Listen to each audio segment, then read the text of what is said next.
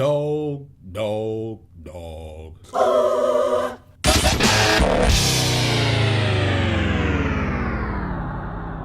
Hey, I'm Tony Scott, and this is news you may have missed. The president and CEO of a Missouri Baptist Conference Center was arrested after arranging a meeting with an undercover cop to have sex with a dog.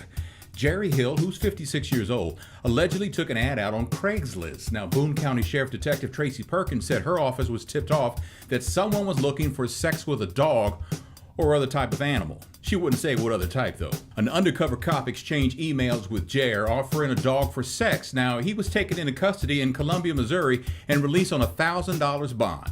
Question: what is it about a dog that is sexy? Here's another question. Does it matter what the sex of the dog is? Jerry, claim ignorance here. Say that you thought that's what doing doggy meant. A woman in Atlanta that tried parallel parking several times outside Atlanta Municipal Court had her car stolen when she handed the keys to a man that she hoped would help her park. The man didn't notice the woman's sister in the car, and 2.5 miles down the road, he decided to cut his losses, and he parked the car, grabbed the woman's purse, and walked away. When the woman returned to court afterwards, she had a ticket on her car because the meter ran out. Now, how many couldn't parallel park to save their life? There's really only two kinds of parallel parkers: good ones and ones that really suck. Me, I have to turn the radio off to parallel park. A man in Seattle who was receiving oral sex was hotter than fish grease on Good Friday. No, really, when a couple accidentally interrupted and the woman left. Paul Hunter, who is 64 years old, walked about a half block, stopped, turned around, pointed his gun at the couple, and fired a shot while screaming, "I'm gonna kill you!"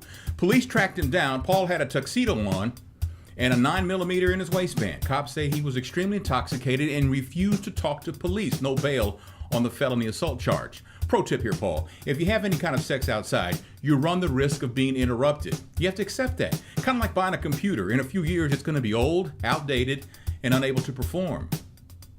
In Hudson, Florida, not far from Tampa, a 29-year-old woman named Bobby Jo Bosher is accused of hanging up on a police officer that was trying to get information about her missing child because she had to get on stage at a strip club. She left her daughter at a barbecue before going to work. When the girl didn't come home, Grandma called police. Now, a Pasco County Sheriff deputy called Bobby Jo to tell her that her child was missing and to try to gather information. Bobby Jo allegedly told the cop on the phone, "I have to get on stage," and then she hung up. Now, her refusing to talk meant police were unable to enter information into the missing child's registry.